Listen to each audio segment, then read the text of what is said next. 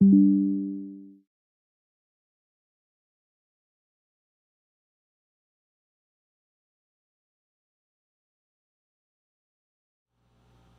right, we're going to call the City Council work session to order this evening, where we're set to discuss League of Oregon Cities priorities and psilocybin discussion. If you haven't attended one of these before, this is your first time attending. The City Council gets together on an occasional basis to discuss and deliberate issues that aren't necessarily current agenda items, but allows us to kind of flesh them out and study them a little deeper. And so we have a work session. During that work session, because it kind of cuts into most of our dinner times, we also eat, so you may be seeing us eat while we're doing this as well. Please excuse us while we finish our dinner and discuss this issue at the same time. So, Mr. Smith, any changes? Are you kicking this off? What are we doing tonight? Yes. So we put the LOC on there in case we had some time left during the work session, but we're going to start out with the psilocybin discussion, and we'll just let everyone know colloquially that's magic mushrooms, and just I'm sure Clint will give us a little bit of that background, but last November there was a ballot measure that approved this, and instead of allowing everybody to opt in if they wanted to allow it, you have to opt out. And so that, as a staff discussion, we thought needed to be brought to the council to have a discussion about what our community might want to do. So with that, I'll turn the time over to Mr. Spencer. Thank you. And I promise this will be brief and you will have time to work on the League of Oregon Cities. Rich and I have been putting this together, and I will just kick this off by saying if I never type the word psilocybin again, I will be very happy, because that is impossible. That Y could fit anywhere in that word. So what we're talking about now, just to bring you up to speed, in 2021 we legalized magic mushrooms, and to put that in context with where Oregon has been going with drug legalization, back in 1998 the voters authorized possession and cultivation of medical marijuana. That was the very first thing that happened in Oregon. Then in 2014, through Measure 91, the voters again looked at recreational marijuana and retail sale and manufacture of products, and that was then legalized in 2014. In 2020, Measure 110 decriminalized possession of small amounts of all drugs for personal use. And then in 2021, again, we had a ballot measure 109 that we're discussing tonight, which creates a new psilocybin program for manufacturing, selling, and administering psilocybin products. So what is psilocybin? Well, it's a compound derived from mushrooms, and it has a similar effect to LSD. It produces a euphoric and a hallucinogenic effect when ingested. I can't verify this, but apparently some people do eat them. People will also brew them into a tea. And when you ingest it, after about an hour or so, the effects start to kick in and can last anywhere from about 1 to 6 hours. The effects may affect your mood, sensory perception, sleep, hunger, body temperature, muscle control, other bodily functions. So it's one that does have quite a few effects. It's classified as a Schedule I substance under our Federal Controlled Substances Act, was legalized by popular vote in Oregon. So it's been legalized for use in Oregon. It is still illegal federally. That hasn't changed. It's kind of the same program that marijuana is operating under in Oregon now. Historically, going back thousands of years, it's been used in rituals for various religions and ethnic groups. The hallucinogenic effects can produce religious experiences or visions. More recently, within the last 20 years or so, there have been some clinical studies which have noted some psychological benefits which are available, especially where the most studies have been done is in cancer patients, and that the euphoric effects has a very strong anti-anxiety property, also called existential distress. So that feeling of hopelessness that cancer patients can get, it may work to alleviate some of that on a small number of doses. There's also potential treatment clinically for anxiety and depression. There are new studies that are in the works to compare the effects of psilocybin with traditional antidepressants, SSRIs, that sort of thing. Upcoming studies will also be evaluating new therapies for opioid addiction, Alzheimer's, PTSD, anorexia, other conditions. So similar to the medical marijuana field, there's a lot of potential benefits out there that have not yet been studied, and there's not a lot of clinical evidence one way or another, but early tests seem to show some promise for some clinical treatments. So what does Measure 109 do specifically for Oregon? What this does, it does not allow retail sales of the mushroom product. What it authorizes is the establishment of service centers that are regulated by the Oregon Health Authority, or OHA. A service center is a place where you ingest the psilocybin in a controlled environment, and then you're supposed to be having a professional therapeutic person who is able to monitor for side effects.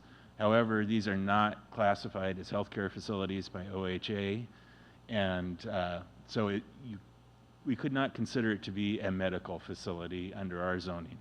It would be a different type of thing, more like a spa or a massage place. That would be more what it would be classified as opposed to a pharmacy or something along those lines.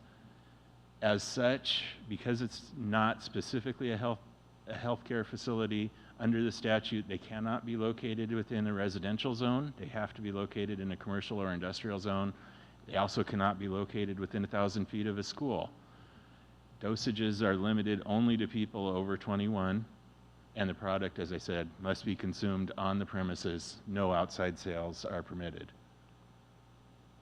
Just to kind of give you a feel for what that looks like on the ground in Hermiston, we have a map here that shows the blue areas are all of Hermiston's commercial and industrial zones. Basically centering on, here's Highway 395 running through town. So our big commercial and industrial area is down in the southeast corner. Then your Elm frontage here is all commercial, and then North 395. The purple splotches, on the other hand, show 1,000-foot exclusion areas because they cannot be located within 1,000 feet of a school. So as you can see, out of our zoning, most of our schools are located within residential areas, so the impact on the commercial area is not great, but it certainly does take into account some areas, especially down here in the Safeway area. The reason why we show the industrial sector down here is because not only is service centers provided, but manufacturing centers are also permitted. So these also require licensing. That would be creating products that are derived from the psilocybin compound. And I honestly don't know what those might be at this point. That's something for the market to decide. But again, these psilocybin centers will be licensed under the Oregon Health Authority. Something because these are mushrooms or a fungus, and I'm sure you've all had experience with mushroom plants in the past. Under these rules, they may not be manufactured outdoors, and manure may not be used as a growth medium for the fungus. So at least from that end, odors that we may see are prohibited, but something to consider. When you are doing the manufacturing centers, they may also be a service center on site. So just because somebody's creating a product, they may actually be administering those to people who wish to consume the product on site. And then all psilocybin products must be treated or tested by a licensed lab prior to sale.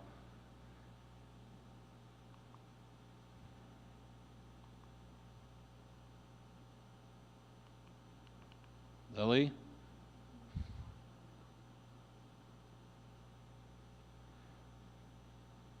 Okay, thanks.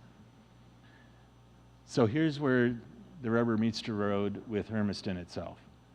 Under the local government, what the city can consider, cities may not require special licenses or taxes. However, they may establish time, place, and manner rules. So that's where your zoning comes into effect for where can they be, when can they do business. Cities are required to sign land use compatibility statements to OHA, and additional fees above those regularly charged to development, SDCs, building permit fees, et cetera, are prohibited. So basically, the city has to verify with OHA every site that is proposed that it meets all of the time, place, and manner requirements that a city may adopt, and you cannot impose a special business license fee for a psilocybin center or any kind of a sales tax on the stuff that's produced. So the city is very constricted in what it's able to require long-term. To give you a feel for how this plays out here in Hermiston, I just wanted to bring up Umatilla County's voting record on these different items as they've come up in the past. So with Measure 91, legalizing marijuana back in 2014, Umatilla County voted no, 63 to 37%. When we referred our local prohibition on marijuana to the voters in 2015, that also voted was, the reason yes is 54% is because we were proposing to impose a restriction. So voting yes is saying we want to prohibit marijuana in this case, and that was 54 to 46. And then Measure 110, back in 2019, decriminalizing drug possession, was 56% no for Umatilla County. Where are we going from here? Well, OHA has not yet completed their administrative rulemaking process on psilocybin. So what we're telling you tonight is still subject to change because the rules aren't in place yet. They're supposed to, by legislative mandate, have the completion done before the end of 2020. However, manufacturing and service centers can begin obtaining OHA licenses come January 2nd, 2023. These administrative rules and the legislation allow local governments a one-time opt-out option. That's what Mr. Smith was telling you about before. Cities can opt out and prohibit psilocybin only through a popular vote in the November 22 general election. And Umatilla County voted against Measure 9, 64% to 36%, to give you a feel for how the popular sentiment is here. This is basically a use it or lose it opt-out option. This is the one opportunity that we have to pass a prohibition. Otherwise, it becomes legal effective January 2nd. So what's hoping to get some discussion during the work session is, should the city refer a prohibition to the voters in November? And while we're discussing this, because we have this marijuana prohibition, if you refer that, are you interested in referring the repeal back to the voters again? Generally, we get, I would say about 6. Yeah, half a dozen requests a year for what do I have to do to get the legal marijuana in Hermiston, generally from out-of-town vendors. Very rarely is it anybody in town. And we always tell them they can go through an initiative and referendum process and do it, or the city council can always refer it back. So wanted to have that out there so that we could have all of the information in place. And this is a nice little flow chart developed by League of Oregon Cities that kind of says, where do we go? You can refer the option to the voters. If the voters opt out, nothing further needs to be done. That essentially becomes a prohibition at that point on psilocybin under the measure. If the voters reject the opt-out, then the psilocybin program begins on January 2nd. The city will need to develop local time, place, and manner requirements. That would be our zoning ordinance amendments. And then that's basically it. We can either go with the local time, place, and manner or follow the OHA rules. It's a lot of information to digest, and I'm hitting a lot of you cold, but Rich and I are happy to answer any questions. We've sat in on some OHA workshops, and I believe Rich has also talked with the Attorney Association as well on this. So there's a lot of information here. Is that it, Clint? Okay, how about questions? Or Mr. Tubby, did you want to say anything before I open it up for questions? Just to point out that we did provide some handouts that contain most of this information, the OHA through the local government, so LOC and AOC, did a webinar, and they provided kind of the basic breakdown, so you'll have that to look through.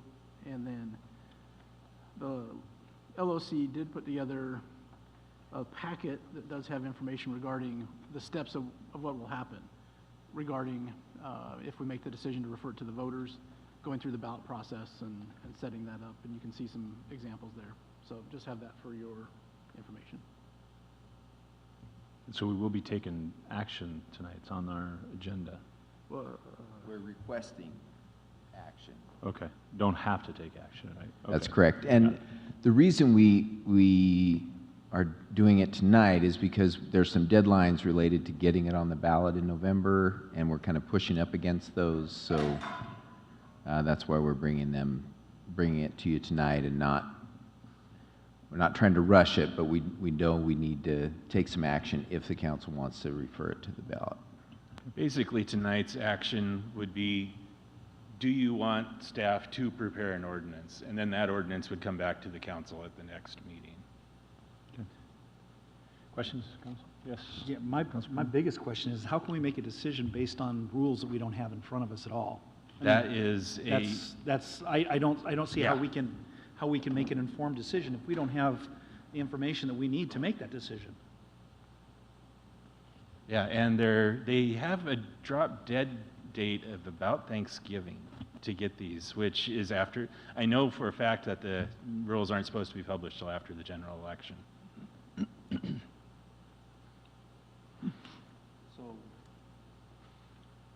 So what they're asking us to do is to make a decision based on what we think they might say. Mhm. I can't. That's crazy. Yeah. Has there been any talk or discussion at the state level about postponing the opt-out deadline? So essentially, it isn't a drop dead, can never do it. Okay. However, you have to do it on the next election cycle. So this is, our first opportunity will be this election. And then I think we would be out another 2 years before we could come back. So if we don't opt out at the first one, then it's open game for the first 2 years until the second option? Until we choose to come back, yeah. Yeah, okay. Councilor Peterson? Are we aware of anything that's going on with other states regarding what they have done with the research that is coming out? Because in my work with the disability community, I am aware of various individuals that have been part of trials, and I'm wondering, what information is coming out of those, and have we heard anything from other states to kind of see, which way the wind is blowing from areas similar to ours? Because that might at least give us an 8-ball to shake. I know I don't have any information on that. That's a little bit beyond where I would usually do my research in land use. Yeah, that's my day job, so. Yeah. Chief could probably answer this better, but I think Oregon was the first state in the nation to actually approve this legislation, so there is no precedent set.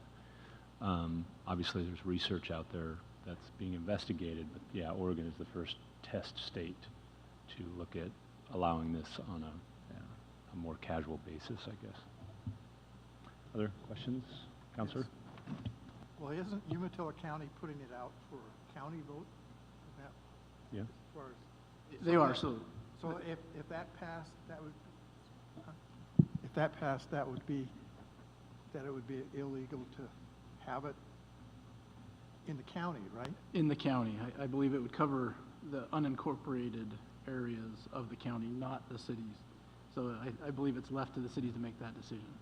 And Similar is it- to the marijuana question that we had. So we have to do, it has to do both. This is the unincorporated areas of what the county's talking about. And as a city, we have to declare. Is that Yeah. correct? Correct. If we want to do it within the city limits, then the city has to place it on the ballot. Have we? But if we don't want to do it, do we have to? We don't have to do anything. Okay. The county has suggested that they're going to put an opt-out on the ballot? Okay. Yeah. Yes, they voted, at their last commissioner meeting. Right. Based on what the results were from the last time that they voted on this, right? Right, I mean, they're taking the vote Right. countywide on this measure and saying, well, it doesn't look like the residents of Umatilla County want this, so we're going to put this opt-out on the ballot.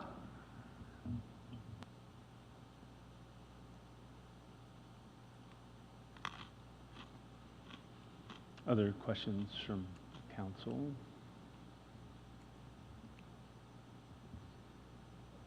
No? I don't want this.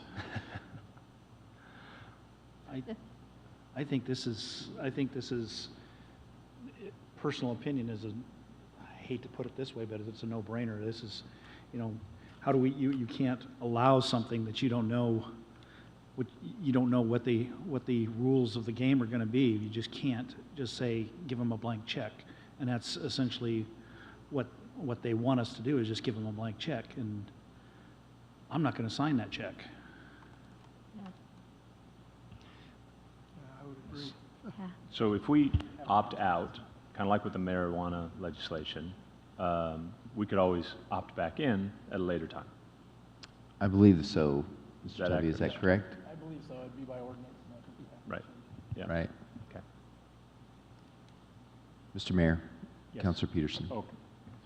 And always one for, looking out for the science stuff. But if the science is not there yet, then, I'm not a big fan of building, a raceway for a car that hasn't been studied yet, because we don't know if it's, the engine's going to blow. Because, the science is looking promising.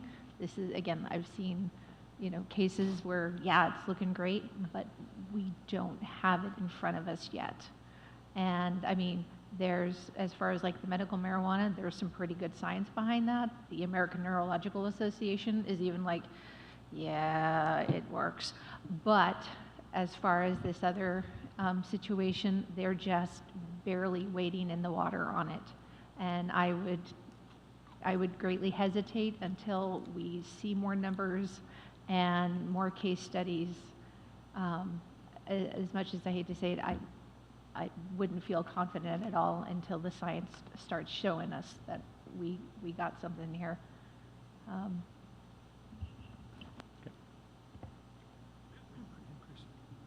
Mr. Ron? Well, and for me, I think if we tend to be really conservative in our area, I personally would not be in favor, simply because there could be some cases where, like, for example, marijuana does work, but for the most part, we see, at least in the schools, the effects of that in families. And so I think anything that alters the mind is not always good for you. So It that's doesn't just my sound like they're personal suggesting opinion. that this is managed or dispensed from a healthcare provider. This is almost like going into a dispensary and buying marijuana and having it administered by the owner of the business, who may or may not have any sort of medical certification. And so, maybe under proper medical authority and supervision by a healthcare provider, in a test case situation, maybe there's some benefit. But why do we want our constituents being test subjects? That's my opinion. So, yeah, I think it's a slippery slope. The state has gone down. Measure 110, I think, was bad. I think this is also bad. We send a bad message to our children that drugs are okay and acceptable, and it's breaking down our family units in society, and I think it's bad. So that's my personal opinion. If I had a vote, I'd be voting no, and I'd be asking to opt out, but I don't get that choice. Well, that's why we did place that decision on the, later on the action agenda to do that, but we just wanted to have this opportunity to answer any questions, have a little discussion, because we realized it was, it's kind of a little bit cold, but we wanted to get it before we pass the deadline, so. Any other technical questions? We can always discuss it more when we get to the action item later, but any other technical questions for Clint? When we talked about the marijuana ordinance, we were able to put a restriction as far as 1,000 feet. Is that what it was? It almost eliminated any opportunity for anybody. Yeah, it was the same. Yeah. Same rule. It was the same distance? Yeah. Okay. Perfect. Other questions, technical questions? So Yeah? if we opt out, I mean, we're not actually opting out. We're saying we're prohibiting it until our voters can take a vote on the issue, correct? Well, what we would do, all we're saying is that we're going to put it on the ballot to give our voters the opportunity, because technically it's not legal until January of 2023 anyway. Right. So right now, it wouldn't matter, but we're giving the voters the chance to opt out in November. That's what we'll be asking you to discuss later. It's asking the voters if they want to opt out, rather than the first time when it was a marijuana prohibition, the city council locally had the ability to pass the opt-out, and the city council said, let's send it to the voters instead. Here, it must go to the voters. It can't be a vote of the council. And if they say the voters want to opt out, then in the future, I would assume the voters could always come back in via petition and opt back in. That's correct. Or we could put it before them as well. Correct. Since we are, oh, sorry. Yes. So since we are looking at putting this on the ballot, then perhaps this would be a good time to also then revisit the marijuana, just so that way we can show the voters we're looking at everything. We're not just like, cherry picking issues. It's like if we've seen this other one come forward, then, and it's something that we've heard about repeatedly, leave it up to the voters. I was a little surprised by that question in your presentation tonight. I thought we were talking about psilocybin, and then all of a sudden you asked about marijuana. So I'm wondering where that came from. Well, I mean, we just felt like others have connected those two issues, and so that we thought, we felt we needed to be ready to have a discussion about both, in case there was somebody from the public who wanted to say, well, if you're going to have that question about psilocybin, why don't you give us another chance to vote on marijuana? And, the approach that Clint has always taken with people calling and asking is said, you can put a petition together and get it on the ballot, and mostly, like he said, that it's been people who are not in the community. They're business owners from other places who are doing that, and so we're not saying that it's like a groundswell of the public coming forward with that, but we just felt like because there's some connection, we just wanted it out there. But you don't have to make any kind of decision tonight on that. You don't have to. I mean, we're just wanted to be prepared to have that discussion in case somebody brought it up. I think if somebody wants to have that on the ballot, that we can let them put it on, go through the signatory process, rather than us forwarding it to. Voters have already spoke on it once. As far as I'm concerned, it's a done deal. If the public wants to move it forward, then somebody out there can push that one forward on their own. That's my opinion. Obviously, all the counselors have their own position. Is there any other thoughts about moving that forward? Since the question's been asked, we might as well answer it. Is there any desire, passion, interest in putting that out? Getting a no? Yeah, okay, so I think that's consensus. Okay. And then we'll talk some more about the psilocybin one when it comes up later. We didn't have an opt-out on a Measure 110, did we?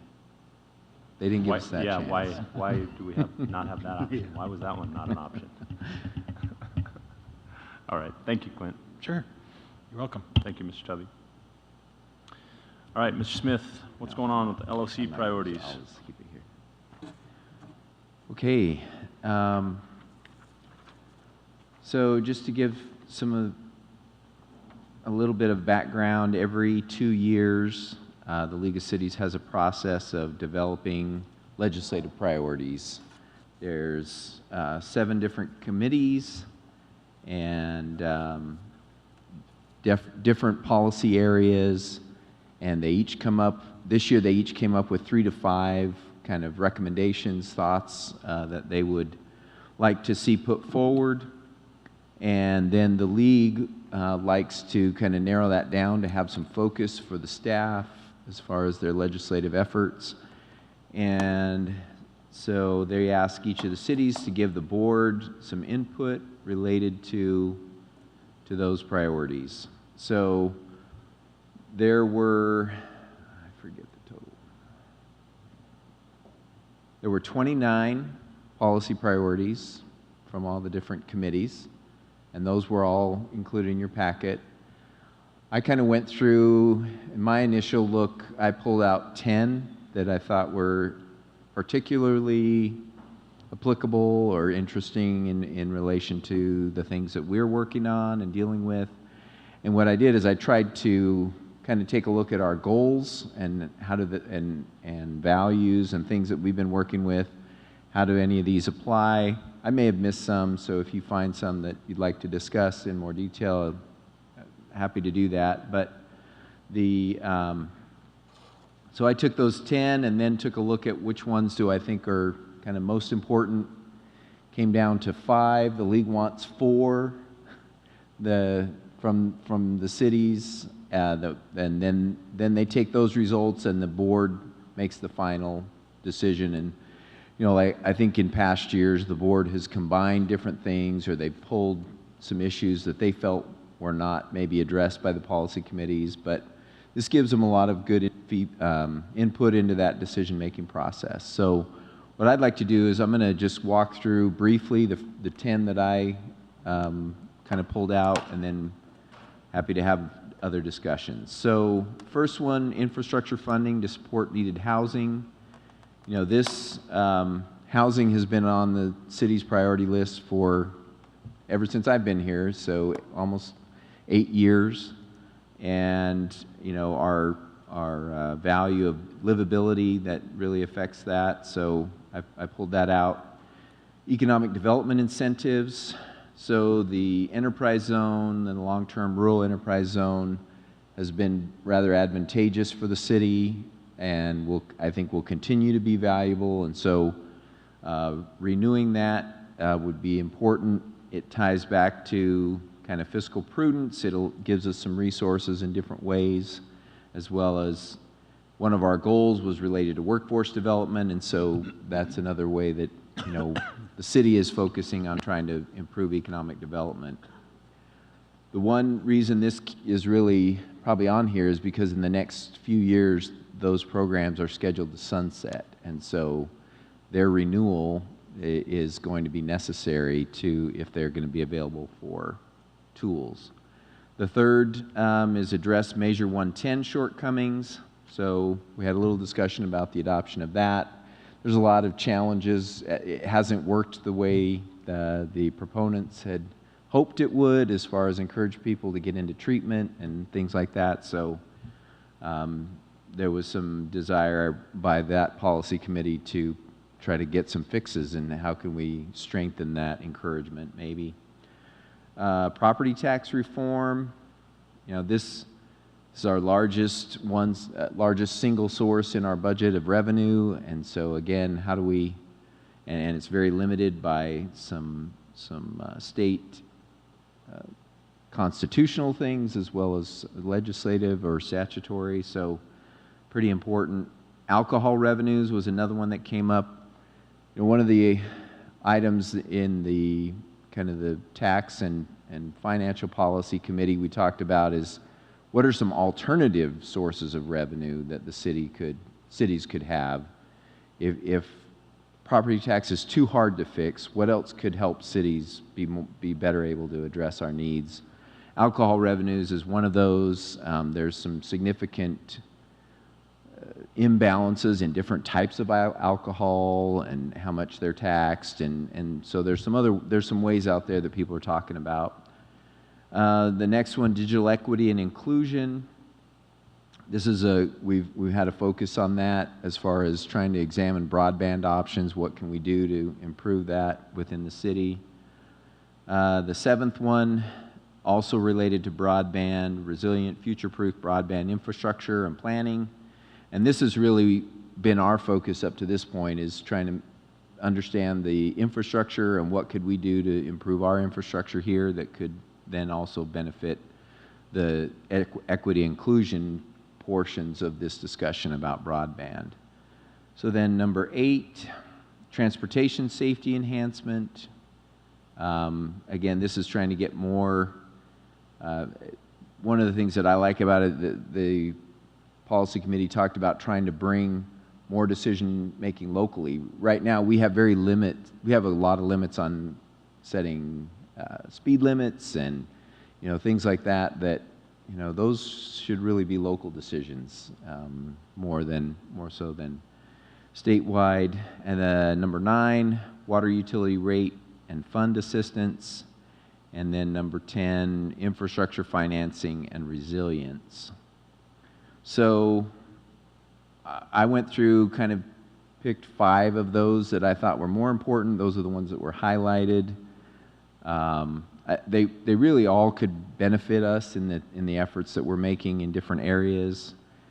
So kind of with that summary, I'd be happy to have any discussion, answer any questions. Also, I think for clarification, they're just looking to prioritize these. They will work to support all of these. Right. If there are issues. Should there be some opportunities that come up, they just want to know which ones they need to spend the most time on fighting for, that cities want them to fight the hardest for. But should the opportunity come up to have a conversation, for instance, about alcohol tax, and that's not one of the top 5 priorities, they're still going to have that conversation. Correct. I'm pleased with the 5 you've chosen. I think those are all valuable and important to our community and fit in really well with our priorities and the things that we're trying to achieve in our community. Others, thoughts or changes that you would recommend? Mr. On? No, I would agree. I think I like the 5 that you mentioned and you highlighted, Mr. Smith. Thank you for providing us with this list. I would concur with that. Me too. But the tough thing that I couldn't do is pull out one of those to come down to 4 like the league wants us to. So I left the hard decisions to you guys. Oh, so you want us to League top doesn't 4 always it, get huh? what they want.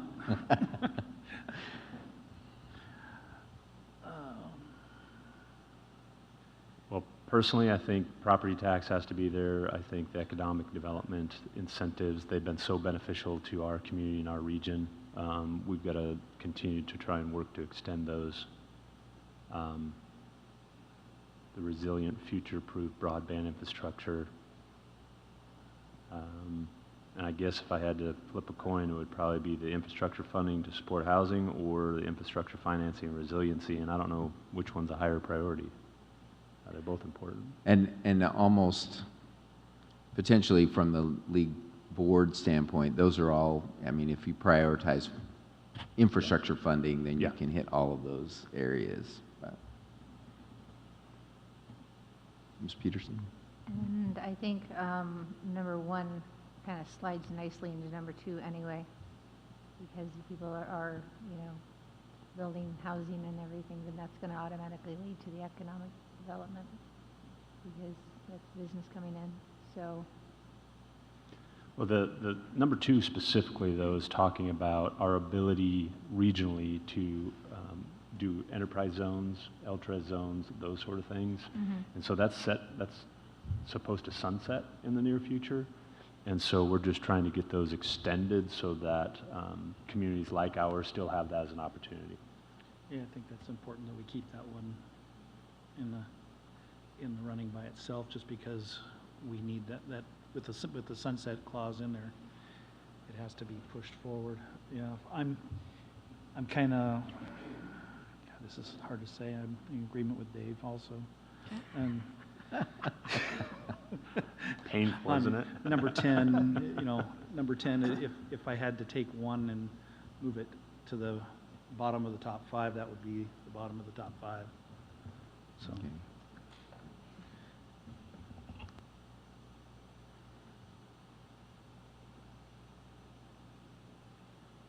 Other comments, counselors? So we do have, again, a decision request later on the action agenda, but Clint did a great job of staying on his 30 minutes, so we had some time to discuss this now. That's good. And then we can kind of talk about it and make a final decision later on in the meeting. Yeah. Any other questions from the council or thoughts? Makes it easy when there's only 6 of us tonight. Yeah. Well, if we, like in our area, let's say number 10 did not make it to the top 4, how will that impact the city of Hermiston at all? Well, like Mayor Drotzman said, all of these items are going to be, addressed as much as possible by the league staff, and so they're all of these items are going to be out there and worked on if there's opportunities. It's just trying to prioritize, so I don't think it has a negative impact. It's just trying to say what's most important, and it may be that our vote doesn't quite mesh with the rest of the 240 cities, and that number 10 still stays on the top 4, but it's hard to say.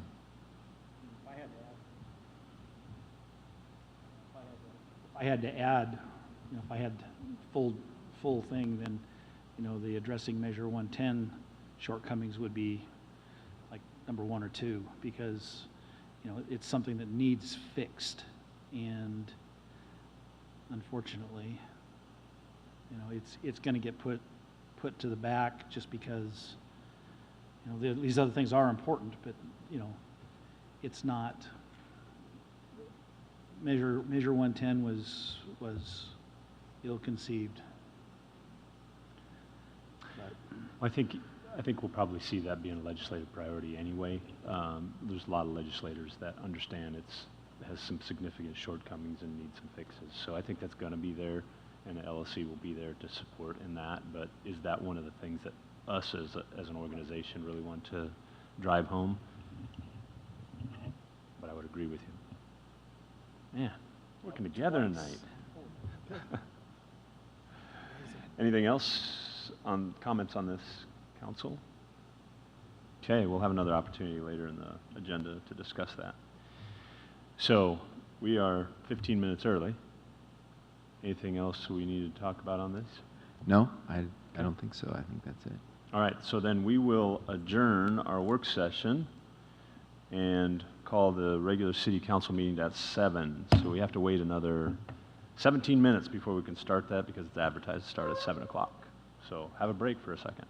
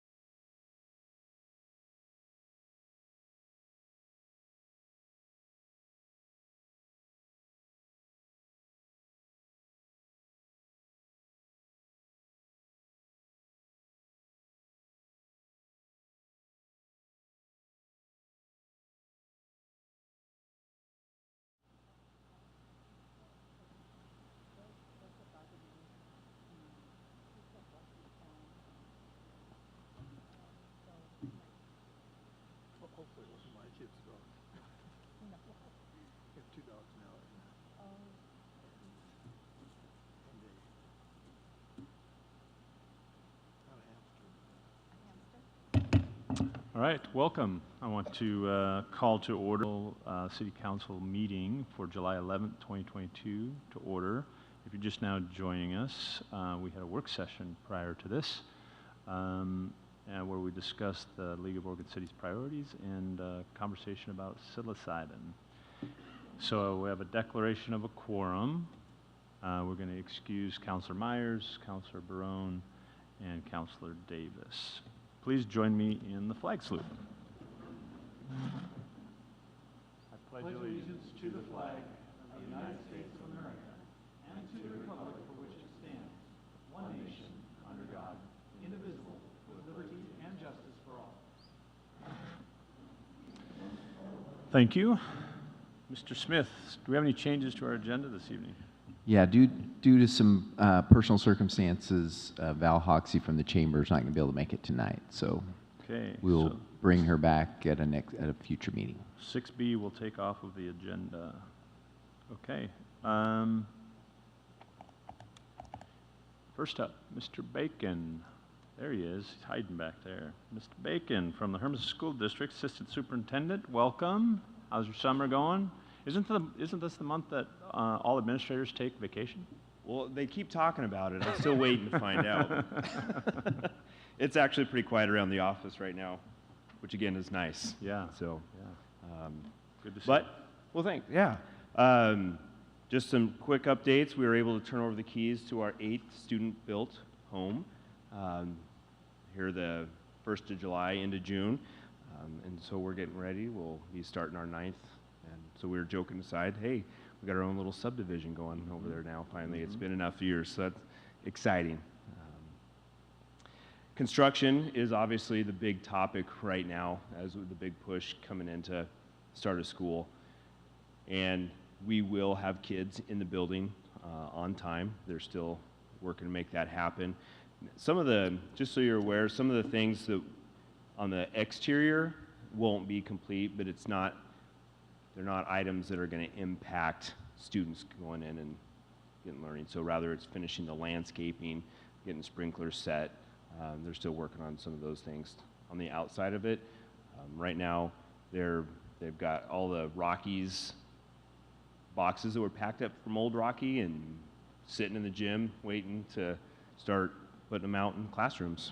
So it's pretty cool. It's going to happen. So. Which open houses. So we are going to do ribbon cutting on August 30th for Rocky Heights. It's going to be at 6 p.m.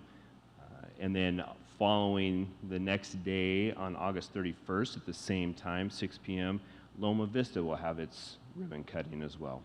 So those are exciting dates we have.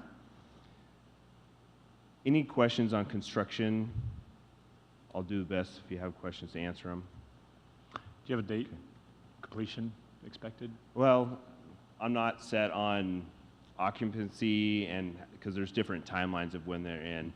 We've got folks going in and out of Rocky right now. I think occupancy, we take it here next week, 2 weeks, somewhere in that timeline.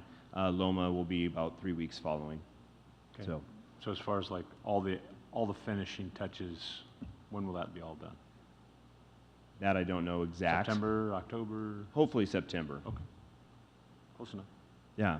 And the destruction of the old building? What's that? And the destruction of the old building? So that, I believe, is happening August 1st. They'll start taking it down. Dismantling it? Mm-hmm. Yeah. Is the police, fire, or the state police, I know they always kind of use it for training.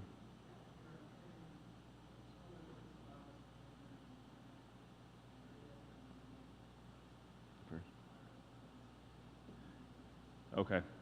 Okay, cool. Yeah. So if you hear some weird noise and some bangs and flashes and all that sort of stuff going on at Rocky Heights, it's practice. Yeah. Cool. Thanks for the partnership on that too, by the way. Oh, yeah. And then summer programs are still rocking and rolling. Elementary, we're still hitting right at a little over 600 kids in the summer program. The secondary second session will begin next week on the 18th. They'll run a 2-week session there. And one of the neat things that we began this year, we've had high school students work in our IT department over the summer. This year, we really made a push to involve our high school students working as assistants in summer school, and especially to support the development of our Grow Your Own program, to have local folks become teachers, and then come back and teach here in Hermiston, because we're finding, as you guys are all aware as well, that people from here tend to stay here when they come back and work. So it's a long process to hopefully increase our retention rate across the district, and this is part of that. And so we have about right around 20 to 25 high school students that are working, rather be helping with swimming at the pool or in the classrooms or running camps. So we're working to get a lot of our kids more involved. It's hard for 16 and 17-year-olds to find work, and so we want to try and bridge that gap and provide opportunities and hopefully get them to come back and be employees down the road. So, Awesome. we also are requesting on our work permit to hopefully have our 16 and 17-year-olds be able to work on our custodial staff as well, to help increase it. So, registration is going to be a big one this year. We have switched from our student operating system, and we are no longer using Power School. We'll be using Synergy and the parent app. It's called a Parent View, a parent, and then the letters VUE will be the new app. As we are working through this transition, August 3rd will be the first date that we're able to begin registration. We're going to need every family to register as that crossover happens, to make sure that we have the right information for families. And what's unique this year is that in past with Power School, every child would receive a letter home with a code and login and that whole process. And with Synergy and Parent View, that's only one letter to that family. And so hopefully that makes it a lot easier for families to go through and sign up. So hopefully the letter will be coming out here pretty quick and getting information out to families. Covet update. We're still seeing, we've seen an uptick in COVID across Oregon, as you may have read in the news. I had some reassuring information over the weekend. I was at the OSBA conference with some school board members, and I was able to sit down with Department of Education's Director, Colt Gill, and talk a little bit about what might happen as we see this increase.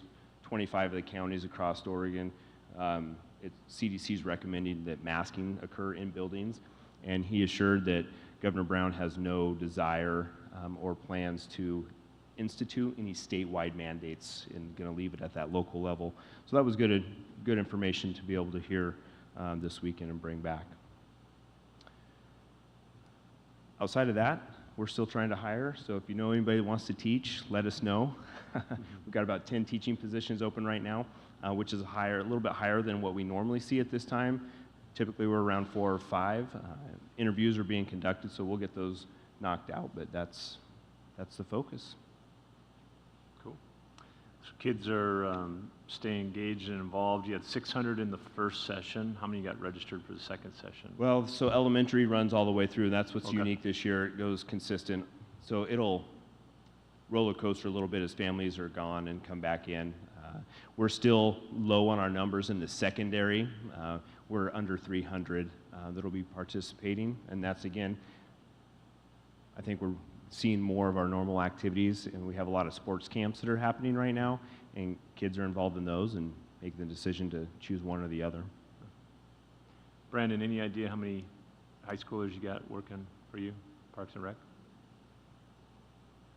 I know Jalissa, right, at the pool? Yeah? Jalissa, do you have a number for us? More than 2, at least. Perfect.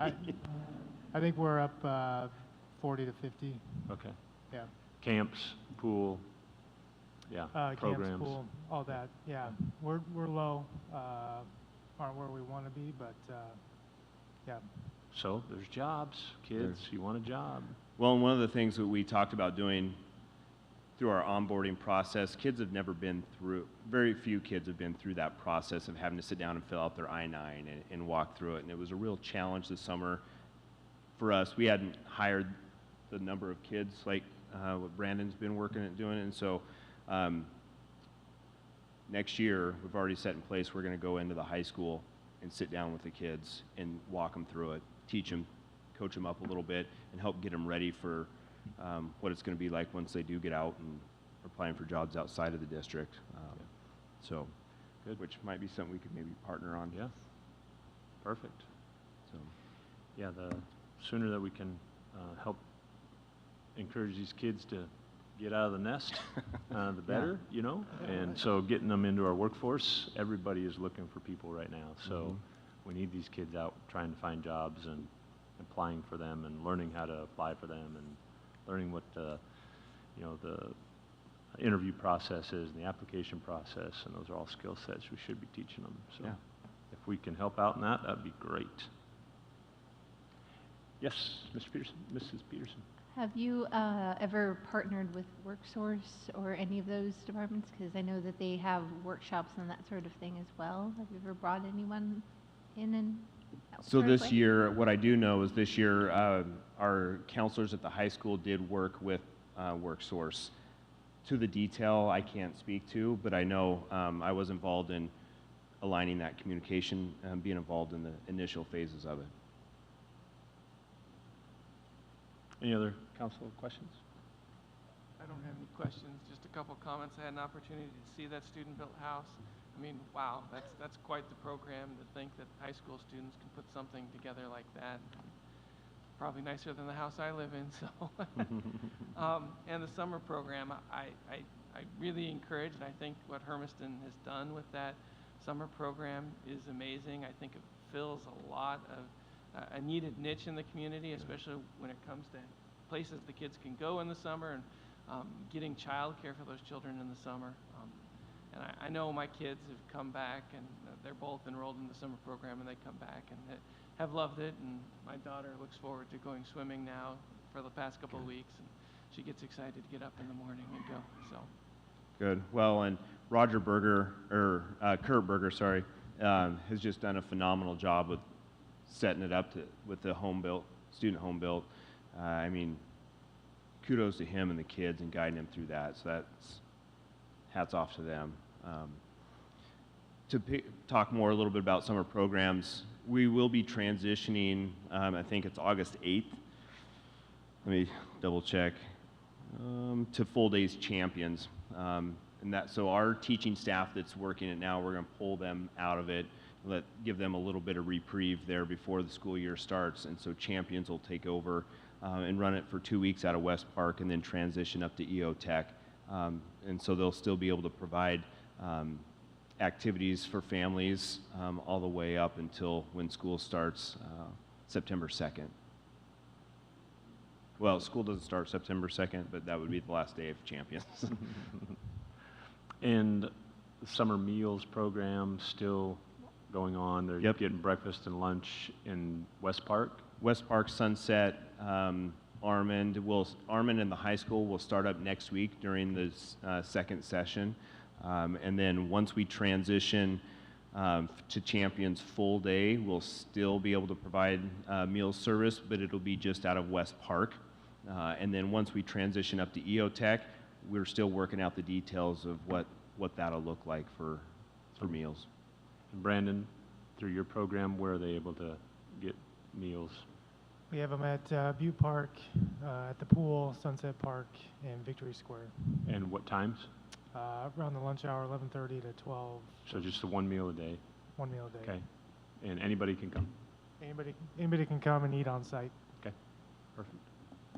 Any other questions, Mr. Bacon? Thank you, Mr. Bacon. Okay. Enjoy your summer. Thanks. Yeah. All right, so we're at the first opportunity for citizen input on non-agenda items. So if there's an item that's not on our current agenda that the community would like to speak to, please come up to the microphone up front, introduce yourself by name and address, direct your comments to me, and try to limit them to less than 5 minutes. Okay. Seeing none, we're going to move on to the consent agenda. Items A through G. Do we need to pull any of those? Yes. I have a conflict. Okay, so we're going to pull F. And Mr. Mayor? Yes. I have a correction. I believe you had a sheet in front of you, but there was some typo. No sheet, Lily? Okay. No sheet. So on the TRT grant awards, there was a typo on the amount. The amount to the Hermiston Basketball Club is set $7,500 and not $7,000, which is what they asked for, was $7,500. And so then that number and the total just went up by $500. So just wanted to let you know. So any other items that need to be pulled by the council? Any public comment on consent agenda items A through G except F? All right. Seeing none. So can I get a recommendation for a motion to approve items A through G with the amendment that Mr. Smith alluded to? So moved. Second. We're going to exempt F. Got a motion by Councilor Primer, seconded by Councilor Spicer-Coon to approve items A through G except F. Roll call. Yes. Yes. Yes. Yes. Yes. Motion passes unanimously, 5-0. F, we'll now bring it back up for vote, and it's a recommendation of the appointment to the library board for Eric Peterson, who is Councilor Peterson's significant other, and so she is abstaining herself from this conversation. Any public comment on item F? Okay, can I get a motion to approve item F? So moved. Second. Been moved by Councilor Primer, seconded by Councilor Duran, that we approve the recommendation of Eric Peterson to position 4 on the library board. Roll call. Well, first. Yes. Yes. Yes. Yes. Motion passes unanimously 4-0 with 1 abstention. Councilor Peterson. All right, public hearings. We're on to supplemental budget for fiscal year 2022-2023. Are there any declarations of conflict of interest from the council? Seeing none, can I get the hearing guidelines? Mr. Smith? City Council is holding a public hearing to supplement the budget for FY 2022-23. The City Council will take public testimony on this issue and make a decision at this meeting. The hearing process will begin by a staff report by myself. Following the presentation of the staff report, the City Council will take public testimony. The Council requests that all people wishing to testify give their name and mailing address before testifying. People wishing to testify should limit testimony to not more than 5 minutes unless a longer period is provided by the City Council. Written testimony will also be accepted. After everyone wishing to testify has had an opportunity to speak, the City Council will close the public hearing and enter deliberations. Once the public hearing is closed, no further testimony will be received. Mr. Mayor. Okay, we're now going to open the hearing. City staff will do a report. Just 1 second. So this supplemental budget is to add our IT department into this fiscal year's budget. It creates the an IT fund. We've decided to try to make it a separate fund so that we can more clearly show our customers the ins and outs and our costs related to that. And so it authorizes appropriations and expenditures of $670,800 in that IT fund. And it also authorizes interfund transfers from our city departments who will be contributing their share of the cost of that IT department. And I'm not going to go, I mean, it hits all of our, hits the general fund, utility fund, HES, regional water fund, all those departments paying a portion. So with that, I'd be happy to answer any questions. And actually, I'm going to take that back. It does not hit the regional water fund. Yeah, utility fund. Yeah, Okay. utility fund. So when I reviewed this, Mr. Smith, it doesn't look like, so when you have on here increased service charges, so those are the charges that we're charging other entities to provide this service? That's correct. Okay. So the rest of the transfers are from the departments that will be utilizing this fund. And so this was a actual cost savings to the city, is that right? Yes. Okay. So this doesn't increase our budget by bringing this in-house. It No, potentially could if reduce you our notice, cost. most of those are being taken out of existing accounts, so it does not increase. But it didn't come out of, like, our contingency fund or those sort of things. These were funds that we had already allocated for IT services, but now we're just going to do it internally. That's correct. Okay. Any other questions from the council about the staff report? Okay. So now we're going to take public testimony. So people wishing to speak are asked to come up to the microphone up front. Introduce yourself by name and mailing address. Limit your testimony to not more than 5 minutes. Are there any persons that want to speak in favor of this supplemental budget? Any neutral parties? Any opponents? Okay, then we are going to close the hearing. Is there any further council discussion this evening?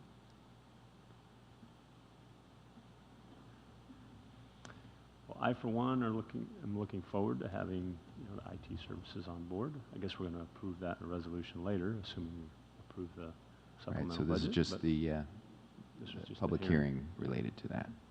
Okay. No further council discussion? Okay, then we'll move on to resolutions. Resolutions number 2230, Airport Environmental Assessment Grant Acceptance. Mr. Smith? Yeah, we'll ask Mr. Morgan to handle this Mr. one. Morgan, welcome. Yes, so the grant that we're accepting this evening is really just for an environmental assessment for acquiring some property off the end of runway 5. That's the east side of the runway up the airport. Ultimately, with long-term plans that we'll be able to realign Ott Road out into that property. So this has been a long time coming. We've gotten all of our asphalt up there at the airport to a point where the FAA is now able to provide us some of these funds for more of kind of the nice-to-have type things. And so it's taken 10 years of planning to get to this point. So what we're accepting this evening, like I said, is just about $190,000 grant to start the process doing the environmental assessment. It's already on our 5-year capital improvement plan adopted by the FAA that they're planning on awarding us a pretty hefty sum here in a couple of years to actually do the property acquisition and the road relocation. So this is just the first step towards that. All right, perfect. So environmental assessment, what is that? It goes into a whole bunch of things, but they just have to do soil samples and review to make sure that the property's not contaminated and all those types of things. So it's fairly run-of-the-mill. No Looking spotted at things owls like, or- make sure there's no, Yeah. gray wolves on the property or something Right. like that. So Gotcha. Water issues or contaminants, all that sort of stuff, right? Okay. So this is just to start that process to have a conversation about what that looks like, and one of those steps is environmental assessment. Yep. Okay. Any other questions from the council? Do you know what the Ott Road realignment's going to look like? I mean, it's a fairly well-traveled road, and I know from my home, I use it to go north a fair amount, so if it...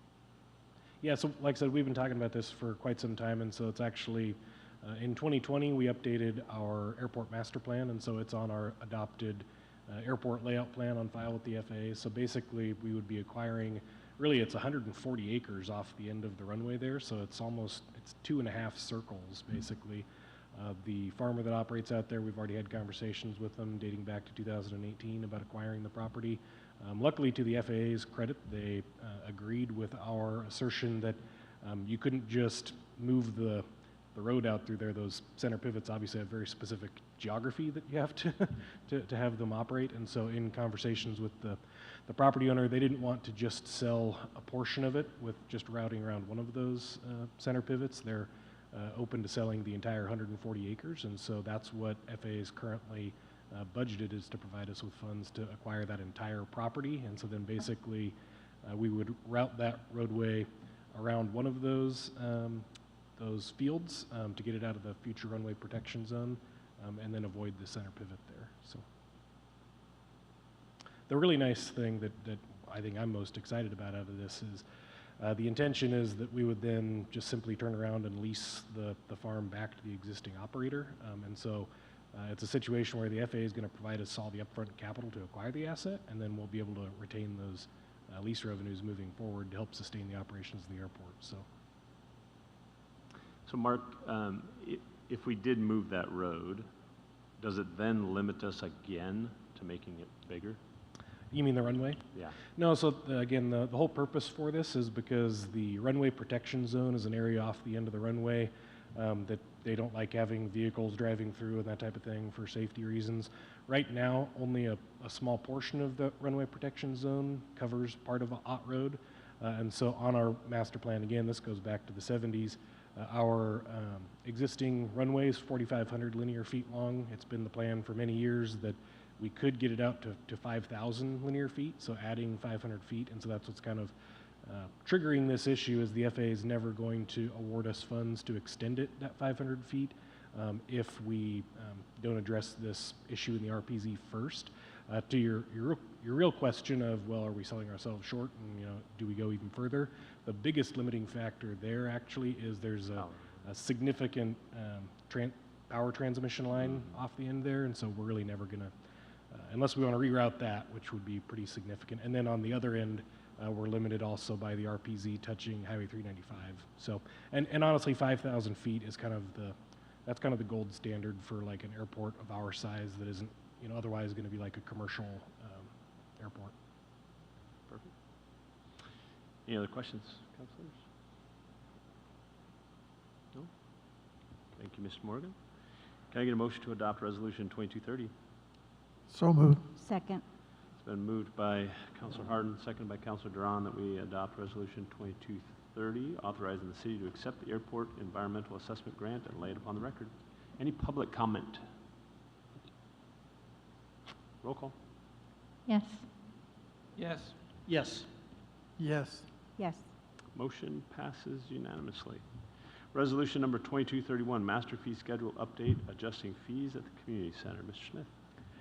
Yes, Mr. Mayor, members of the council, due to just inflation and increased costs, we're requesting to increase the rental fees for this room, the great room, and then also some of the odds and ends that we basically pass the costs through to customers for things like table toppers, napkins, table linens, those types of things. And so we're requesting to increase those to reflect our costs having increased. And if you take a look, those changes are all on page 18 of the master fee resolution. When was the last time we adjusted these? I believe it was when we took over is when we set it, so it's been about 5 to 6 years.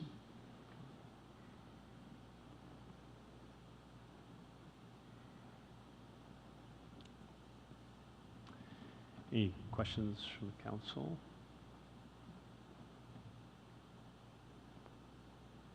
Yeah, Councilor Peterson. Do we foresee this impacting our ability to, endow the space or anything? Our ability to what, I'm sorry? To use the space? I don't think so. I don't see these costs prohibiting the people who want to rent it from doing that. Are these fees still in line with regional facilities, similar size? Yeah. Yeah, we've tried to stay competitive in the market. Any other questions, councilors? Was there a reason that the other rooms, you didn't raise the fees on those, just the main event center? Well, I think mostly because this is the main room that we have, and also it's just a greater cost to do all of those, the setup and things like that. Is that accurate, Brandon? Correct, yeah. All right. And just from a planning standpoint, because I'm looking at like the additional amenities, do we allow people to like bring in their own stuff, like if they're holding an event? Yes, they might. They can if they would like. Okay, so we don't require them to Right, use but this our is just stuff. right. Okay, As This is long a as- service we provide if they're interested. All right, cool. We also rent these out. People with events on the outside, they come to us to rent linens and these types of things. They take them to their event. Anything else, councilors? Any public comment about resolution number 2231?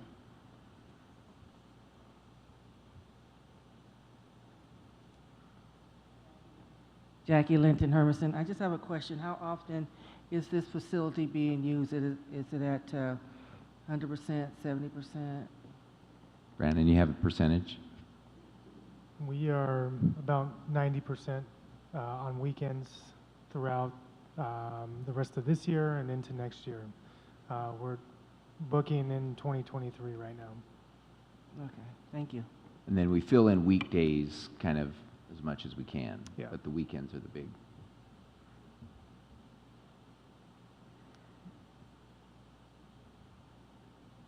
One more question. Yeah. And so we've already been booking, so will these rates then be going for all of the ones booked thereafter? We aren't going to retroactively raise the cost or anything? Correct. The ones that are booked, we have in contract with, they're going to stay the same. Going forward, if this is passed, then the rates will change for future renters. Is there any discount for community service groups or local groups that want to use this facility, or do they all pay the same rates? We work with the nonprofit groups. If there's a nonprofit coming in, then there's a discount. We work and set that up with them. Do they have to be a registered nonprofit? Yes. I'm sorry, I didn't hear your question. What was it? It be a registered nonprofit as far as like their tax, as opposed to just like a starter club? Any other questions, Council? Any other public comment? Oh, we just got Jackie. Okay.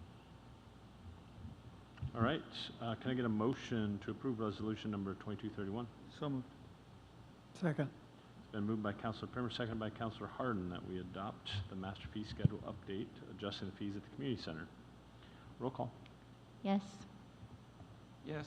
Yes. Yes. Yes. Motion passes unanimously, 5-0. Resolution number 2232, supplemental. Budget. Yeah, my handout doesn't read very well. Resolution 2232 to approve the supplemental budget for fiscal year 2023. Is that accurate? Yes. So we discussed this in the public hearing. Be happy to answer any further questions. Okay. Yeah, were there any other questions from the council? Any public comment about resolution 2232? Okay, can I get a motion to adopt resolution 2232? So move. Second. Been moved by Councilor Harden, seconded by Councilor Spicer-Coon, that we adopt resolution 2232, the supplement for supplemental to fiscal year 2023 budget. Roll call. Yes. Yes. Yes. Yes. Yes. Motion passes unanimously. Resolution 2233, infrastructure finance search authorization. Ms. Schmidt?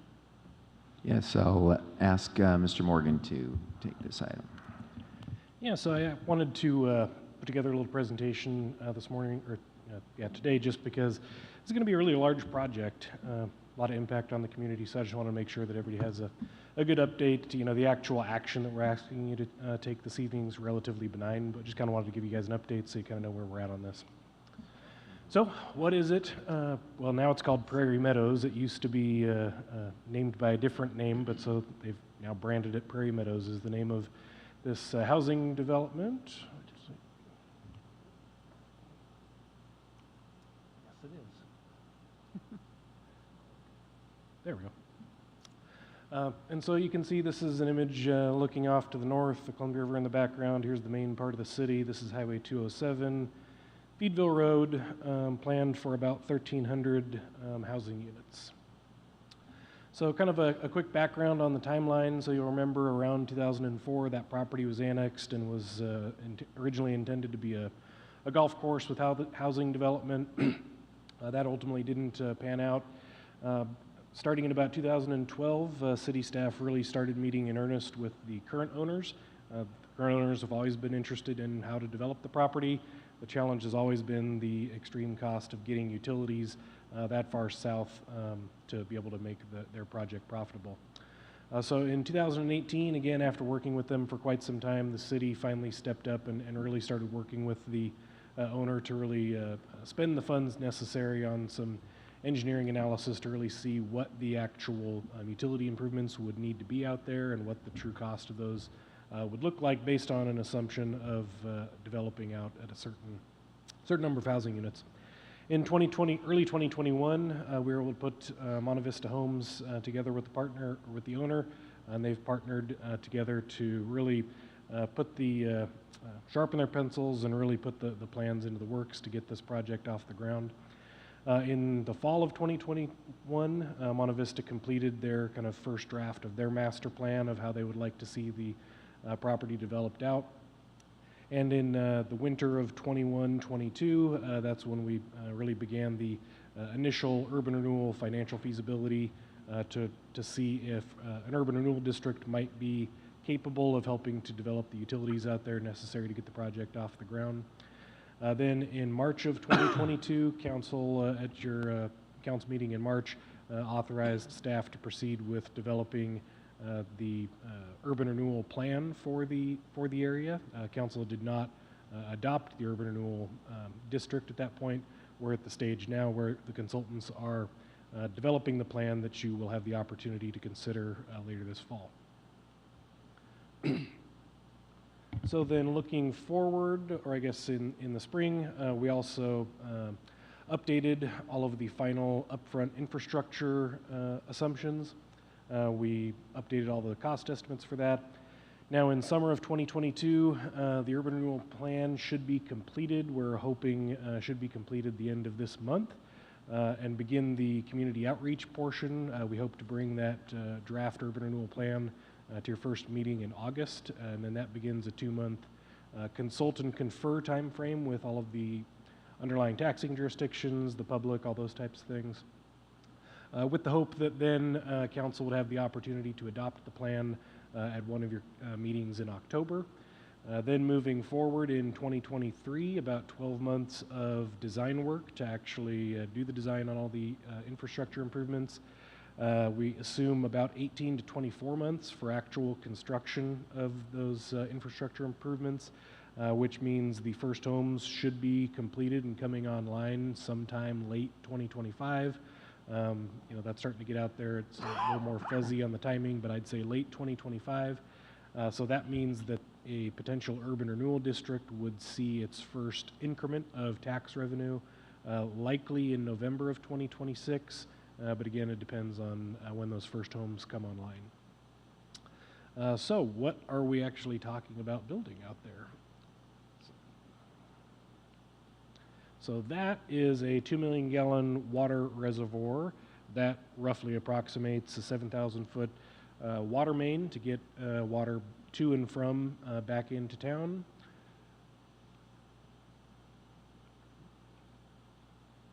Let's see, there we go. In order to get the water to the water tower, that is an upgrade to the Joseph Booster Pump Station in 11th Street. That roughly approximates where a sewer transmission main would be built to connect into the existing sewer utilities in town and bringing sewer to the site. On the sewer side of things, the developer is expected that they would provide all of the sewer transmission off-site. This urban renewal project would just be bringing utilities to the site. And then also contemplated in the urban renewal plan is developing, this is considered to be a 30-acre regional park with amenities of a scale large enough that ultimately it serves the broader community, not just the homes in the development. Again, the concept of including a regional park in the urban renewal plan is that the builders feel that they need to have some sort of catalyst level amenity basically to build the homes around to attract people to live out there. So what Resolution 2233 does tonight, like I said, it's relatively benign actually. Basically, it allows us to go shopping for financing. We had the opportunity, we've been working with Business Oregon really since February on trying to figure out, okay, well, where are we going to be able to obtain the upfront financing to build those upfront improvements? And so they've been looking through all the various financing methods through DEQ, through their own programs with Business Oregon, some of those funding entities. And so we finally made it through kind of those initial stages of getting invited to apply for loan funding the end of June. And then as we've all probably been seeing with the interest rate environment, interest rates are going up. And so we're invited to apply for a 30-year loan at 2.53% interest.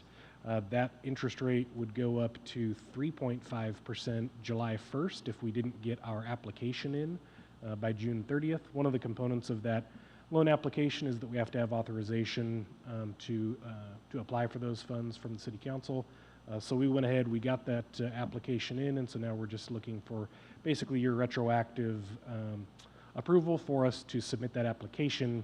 That application does not require us to actually accept a loan. So we're still at the stage where we can still turn that loan funding down. We just need authorization to actually submit the application. So let's see.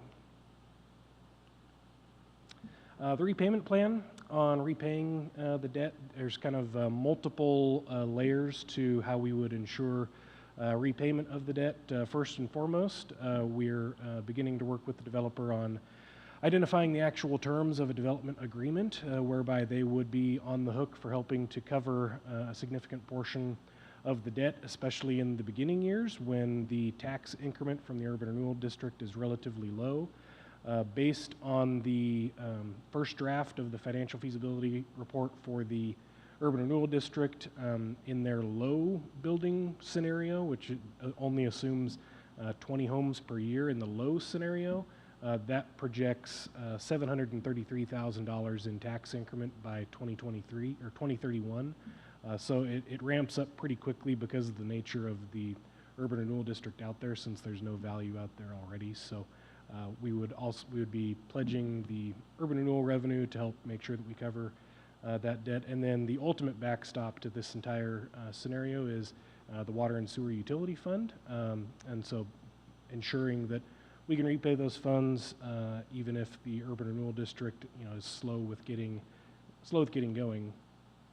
So important, one of the reasons why I want to make sure that you understand also is using the utility fund to backstop this borrowing is that we updated our water system master plan in 2019, and by far the largest cost components of all of those projects all have to do with water. So the 2 million gallon reservoir, the water transmission piping, and the upgrades to the Joseph Booster Pump Station. Those all total out to about $8 million of the entire project. And so in that 2019 water system master plan, we identified that by 2038, we will, just the city in general, to meet our growth needs, by 2038, we'll need an additional 4 million gallons of stored water capacity. So even if the sky falls and the entire development doesn't pencil out or doesn't work, these improvements will be able to benefit the entire city because of the way that it's laid out. It'll provide stored water capacity to the entire city, and because it's in the southwest quadrant on really the highest elevation part of the city, it'll be able to pressurize that entire system as well and really serve the entire community. That's what I just talked about. So like I said, this resolution just authorizes us to submit applications and begin talking with financing agencies. It does not actually approve accepting any loans. Those future loans would still have to come back to the City Council for approval, likely sometime in October or November. Questions? So, Mark, we had talked about that being a loop into the system. I only saw one line coming in. Is Yeah, there a line so- going out somewhere? Yeah, so ultimately on the water system master plan, we have it planned. There is existing city-owned water infrastructure in Feedville Road this is the railroad main line. It tees off, comes here, and terminates right about here currently. So the long-term plan is that we still would extend it back into town to basically have 2 connection points. But at this point, we only need one for the operation of the system. So. The other question I had too, you kind of alluded to already, but you had mentioned in here that there wouldn't be any financial impact to the city.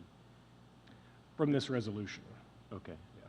So, meaning, even if we borrow the 12.5 million, we're not really going to build anything until there's like dirt moving, or, I mean. No, so what I meant by there's no financial impact in the financial section, that's approving this resolution. Like I said, it's not actually approving any of the borrowing. So like approval of this is just, yep, you can go ahead and submit this application. And if we get offered loan financing, I'd bring it back for you to consider that then. Gotcha. How about other questions, counselors? You look like you're going to say something. Yeah, I'm trying to formulate the right way to say this, because I mean, I know where we're going with this, and I understand the whole thing of it. I'm just a little uncomfortable with us doing something approving something retroactively. So I don't think that's a... Yeah, it's not a practice that we like to have either. We found out about the interest rate changing after our last meeting in June. So we looked at, do we call an emergency meeting? Do we do that? Or do we ask for forgiveness to save $2 million in interest? And so we decided to ask for forgiveness. So that's where we're at. So before asking for forgiveness, there's a implication of you done something you should not have done, which technically is correct. I mean, I get why you did it. I do. I get why you did it, but it's not something. That's not a part of the business that I think it should happen very, very often at all. Yeah, I don't believe we've done that before, so we try not to, but under these circumstances, we felt we needed to do it. So we're here to take our penance, but we're asking you to authorize us to have already applied. Yeah. I understand Councilor Primer's comments. I appreciate being upfront as much as we can and transparent with our business as much as possible.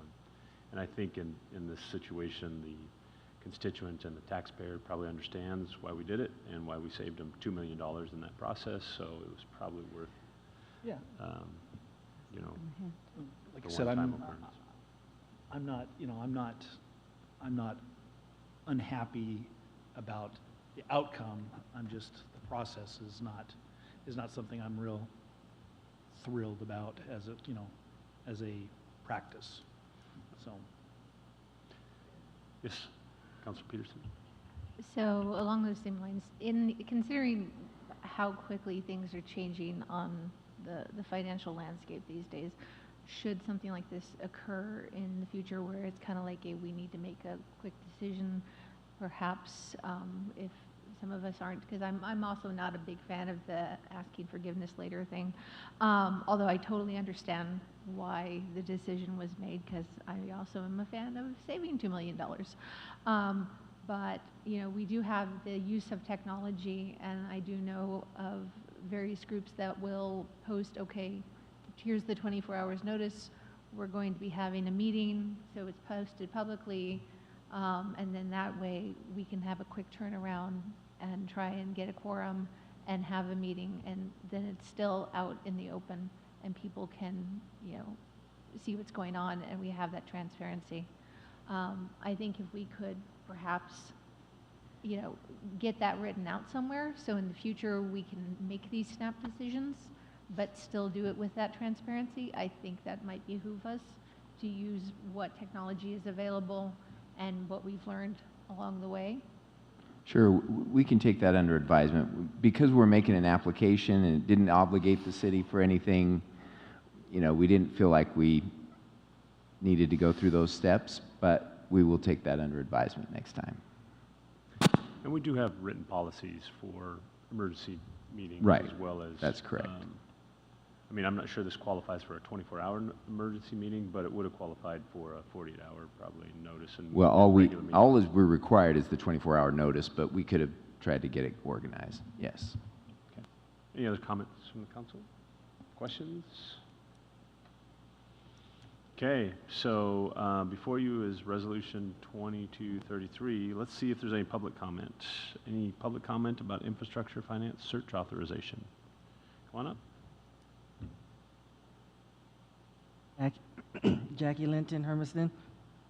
Okay, I just want to get clarification because I don't have all the paperwork. You all have to go over everything. I just would like to know the loan of the 12.5 million is to buy the water towers, or what is it for? It's to build the water tower, the water lines, as well as the park infrastructure. Okay, and that's And again, we haven't taken a loan out. This is Right. just this is what we've been working on as a plan, as a potential. Okay, I understand.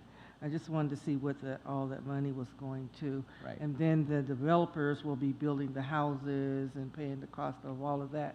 Correct. Until someone else buys the home. And that will, and the property taxes they generate by doing that will pay off the loan. So just that area will pay off that financing. Okay, thank you. Yeah. And by the way, Jackie, you can get the full packet that they're looking at. It's available on the website as well as the agenda. Yeah, all of our meeting agendas and packets and all the information that we are looking and reviewing at tonight is available through our city website. And so there's 1.7 million for water transmission line, 771 million or 771,000 for a booster pump, 2.8 million for a sewer transmission line, 3.7 million for water storage tower, and 2.5 for a community park. Any other public comment? Okay. Can I get a motion to approve Resolution 2233? So moved. Second. It's been moved by Councilor Peterson, seconded by Councilor Duran, that we adopt Resolution 2233, Infrastructure Finance Search Authorization. Roll call. Yes. Yes. Yes. Yes. Motion passes unanimously. Resolution number 2234, IGA with City of Stanfield for IT services. Yes, Mr. Mayor, members of the council, this IGA is nearly identical to the ones we looked at last meeting. The only things that are changed is this contract for the City of Stanfield would be 1 day per month.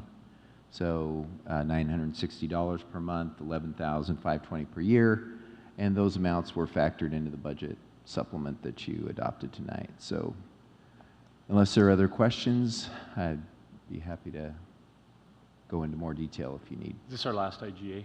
We're still waiting on one with the City of Echo. Okay. They are planning to approve theirs sometime at their council meeting this month, and then we'll bring it back. Okay.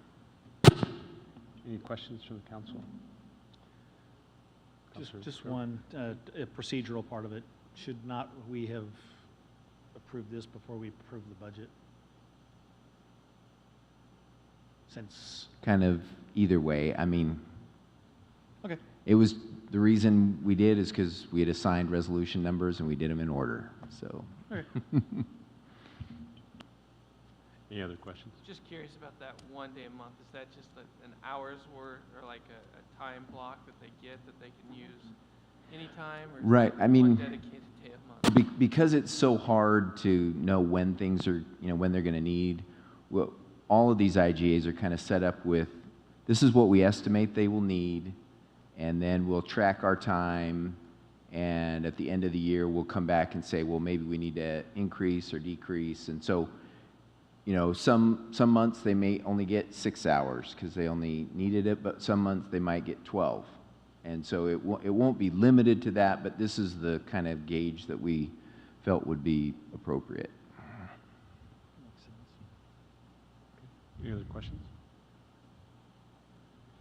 Any public comment about Resolution 2234? Seeing none, can I get a motion to approve adoption of Resolution 2234? So moved. Second? It's been moved by Councilor Primer. Is that Councilor Harden? Yes. Councilor Harden seconded it to adopt Resolution 2234, an IGA with City of Stanfield for IT services. Roll call. Yes. Yes. Yes. Yes. Yes. Motion passes unanimously, 5-0. On to other business. League of Cities Legislative Priorities Discussion and Recommendation. Mr. Smith, do you have anything else to comment Yes. on that? I have no more to add, but now we're just seeking some direction on the votes that I submit to the League of Cities.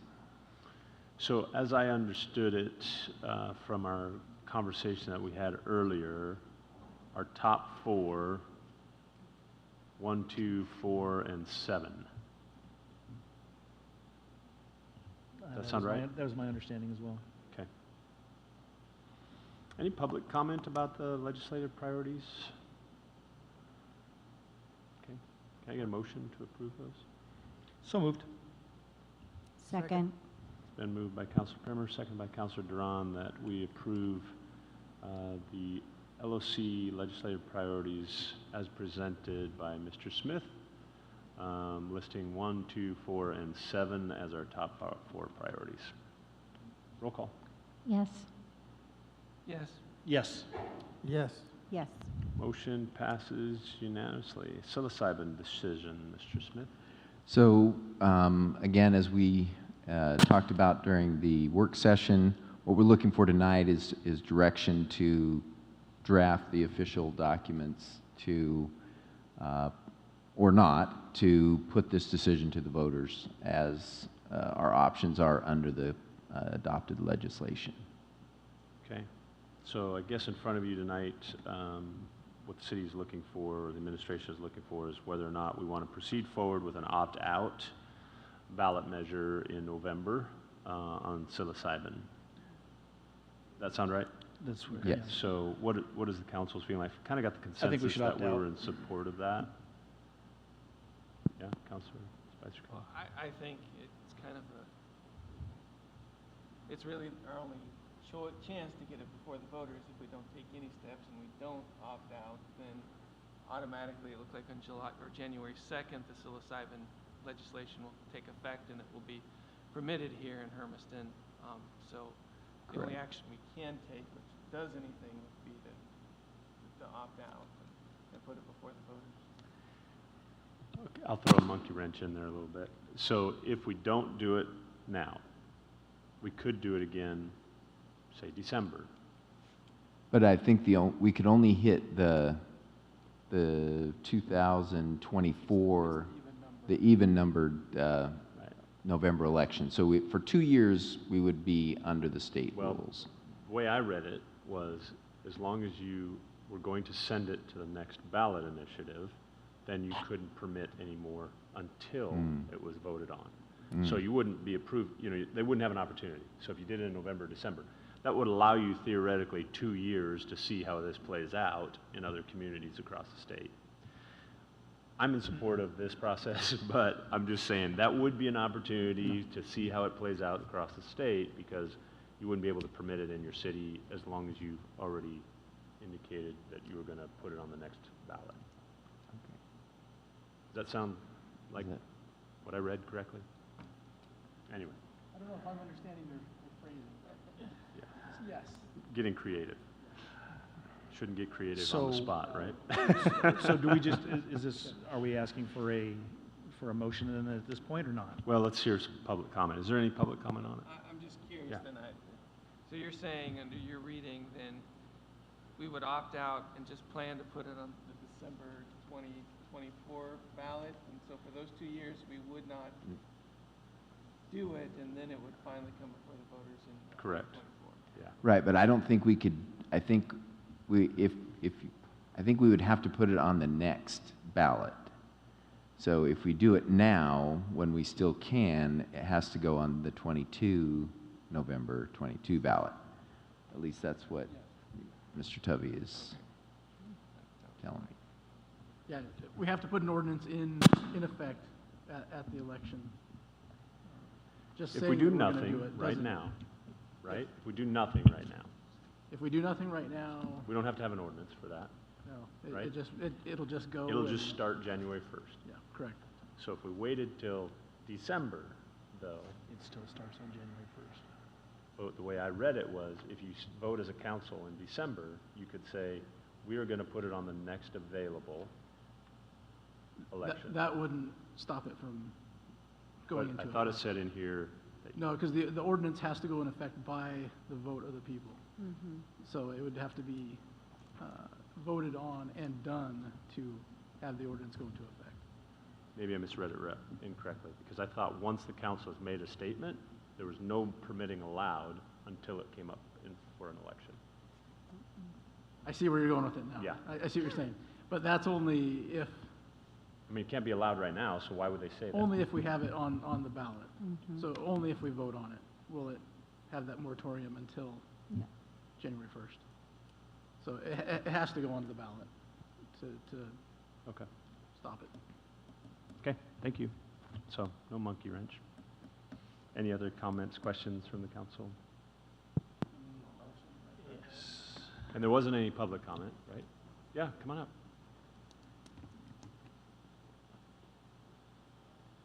Agree with Jackie Linton Hermiston. I'm just going to agree with the counselors with opting out. Thank you, Jackie.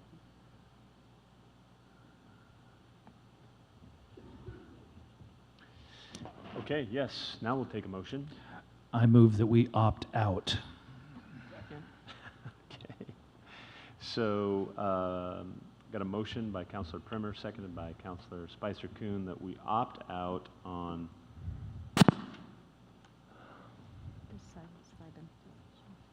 Well, what are we opting out on? how about we We- direct the we staff direct to it, come yes. back with the Yes. documents to start that process? Correct. That, yeah, what he Okay. said. That's what I meant. To opt out. in our Direct staff city, to prepare the right documents to opt out. so that I it can move go on what the he said. November. November ballot, Perfect. correct. So we won't be actually opting out. It'll just go on the ballot so the community can decide if they want to opt out. Perfect. Okay. Roll call. Yes. Yes. Yes. Yes. Motion passes unanimously. All right, committee reports. Any committee reports?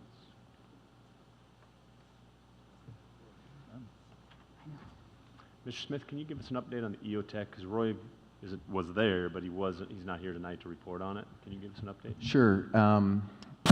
We talked about a couple of projects. First, the Barnes expansion project. Recently, the county commission committed the $1 million grant that they're receiving from the state towards the Barnes expansion. The other one, which the city is the recipient of, we've also made application related to the bond or to the barn expansion. So that project is moving forward. Likely not going to. Likely we will get our funds for that next year, so potentially we could see it before the fair next year, but my guess is we might time it after next fair to do the expansion. It'll depend on the kind of the construction schedule on that one.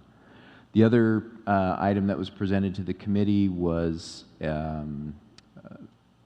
project related to expanding the field or developing the field, the front 20 acres, and kind of a coalition, mostly led by Hermiston Lacrosse, but also involving the soccer, some of the soccer associations, and the football association here in town. They're putting together a fundraiser that they would contribute approximately $2 million to the development of those fields with grass and the irrigation infrastructure, lighting, all those types of things.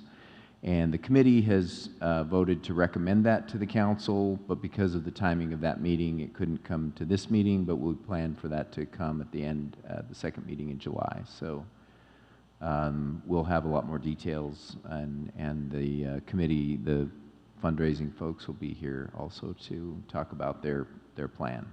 So. Awesome. Exciting Yeah. things happening. Expansion at the barns, so they'll have more room. I understand 4-H and FFA, they're kind of running out of space up there. Right.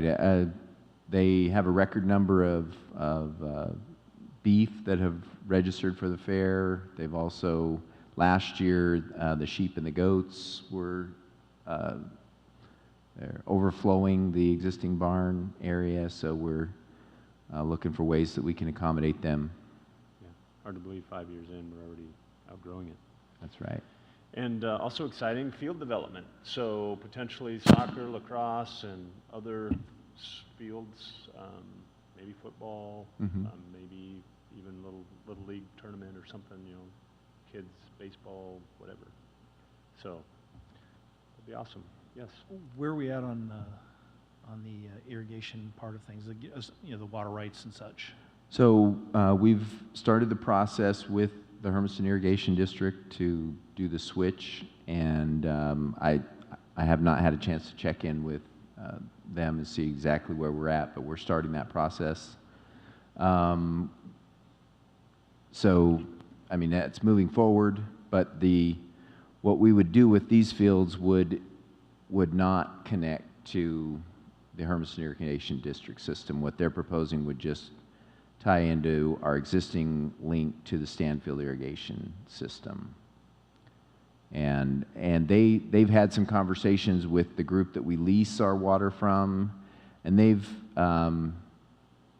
given kind of short-term assurances that they can continue to do that for a few more years, for sure, and hope to be able to do it longer. But so we kind of have a little bit of that short-term assurance, but we're still working towards that other. And then, you know, that kind of a project, had some conversations just kind of, I was talking about something else with some folks from Business Oregon, and they recommended we might look into some of the water and funding to do that type of a project up there as well. So we'll be working forward to kind of build the pipe to get up there.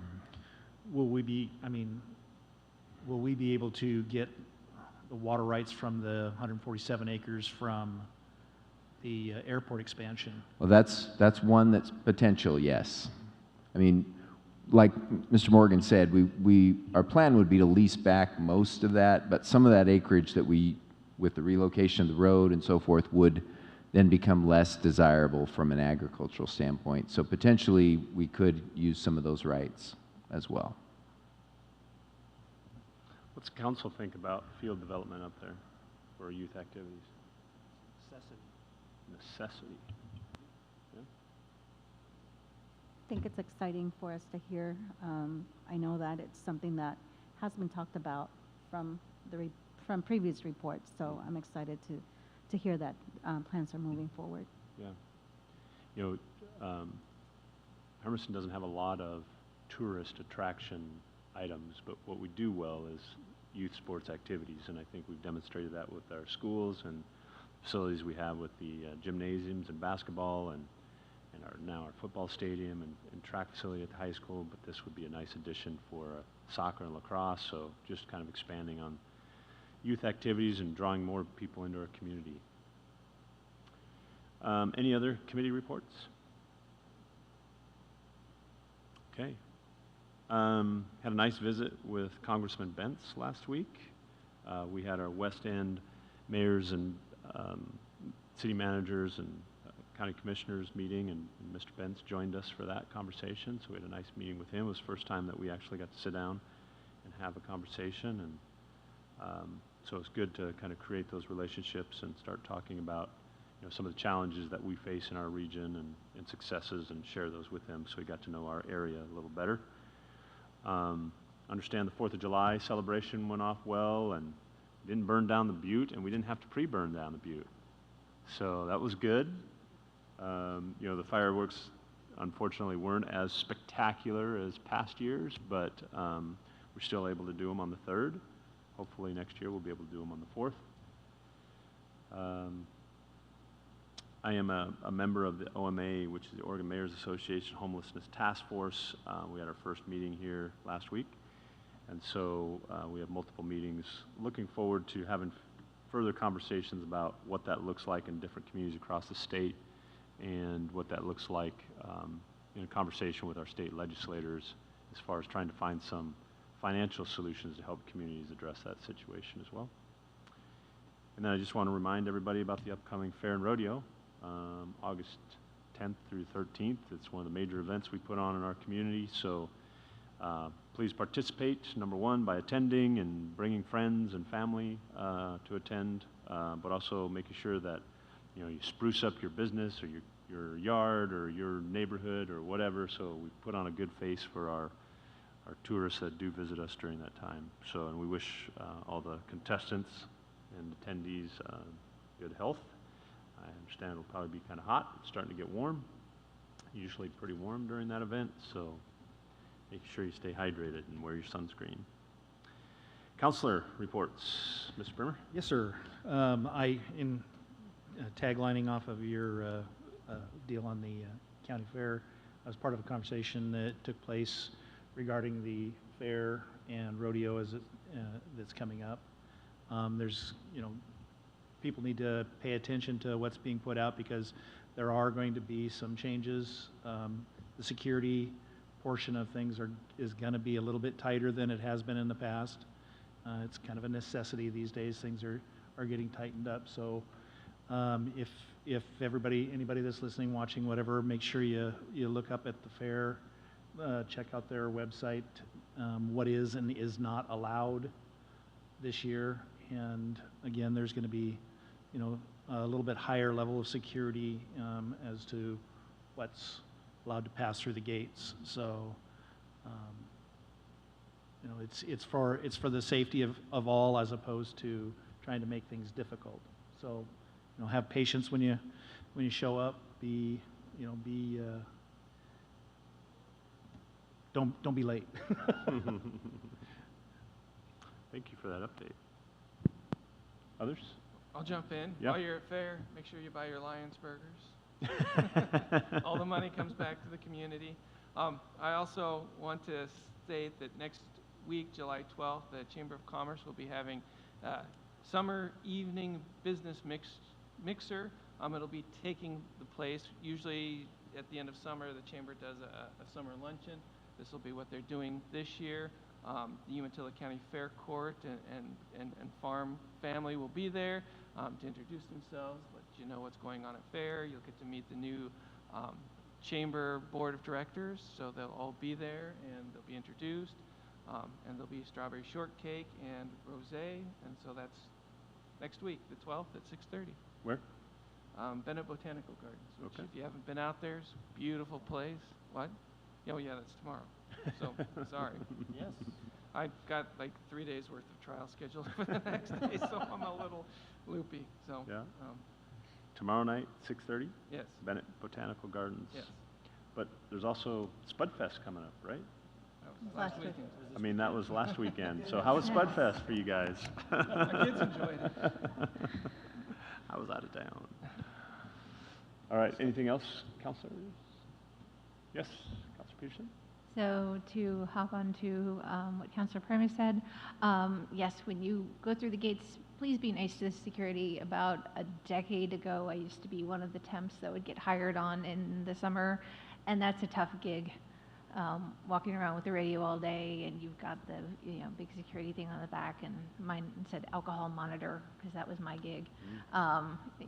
Watching the beer garden. So be nice because it's a tough job, and everyone's there just trying to make sure everyone has a good time. So please be kind. And also, just kind of a personal note that also is a public note. I recently got appointed to the Oregon Disability Commission, and what's cool about that is it shows that you don't have to get elected to be directly involved with how the government works. You can have direct input into what's going on in legislation. So if there's something that you are passionate about, look it up. Chances are there is a way that you can get on a committee, you can from the comfort of your own home. You can be an active participant. You don't have to necessarily sit up here, although don't get me wrong, it's a blast. But to get on a commission, and there's literally hundreds of them, there is a bit of a process to go through to get appointed to one, but it's worth it. So, as I said, I got onto the Disability Commission because it's kind of my academic and personal experience forte. So whatever your specialty is, by all means look it up, because there is definitely an opportunity to get directly involved with your government, and you don't have to campaign for it. So that's my little two cents.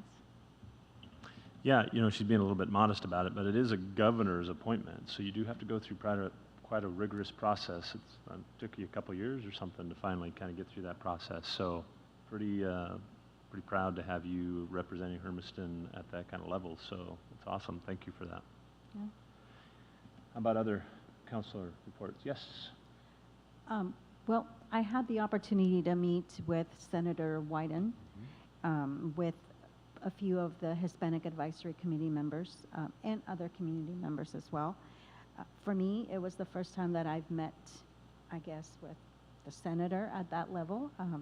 And it was, Candy was there, and so they asked, like, well, what do you think? And basically, I was just excited, that our legislators are here in the area, willing to listen to some of our concerns, hear feedback.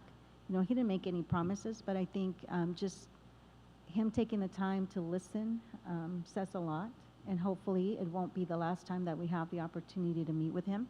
I know that he wasn't here solely to meet with, the Hispanic community group, but there were other communities that, he was either having a virtual meeting or an in-person meeting, so it was an opportunity for us to sit with him and also hear, some of the things that he was doing as well. Yeah, thank you for attending that. Senator Wyden's been very generous with his time. He's been to Hermiston multiple times this year and met with us, as well as Senator Merkley. He was here a couple weeks ago, and now Congressman Bentz just this last week. So it's nice to have our federal legislators stopping through town and sharing in our experiences and stories and challenges. And it's important that we meet with them too as representatives of our constituents. So if there are issues or concerns that you're presented with and you feel like they need federal assistance, reach out to one of us, because they're willing to listen to us, and we have their local reps that we can get on a phone or email, and they're very responsive. So it's nice to have good, positive relationships with all of our federal representatives. Anything else, councilors?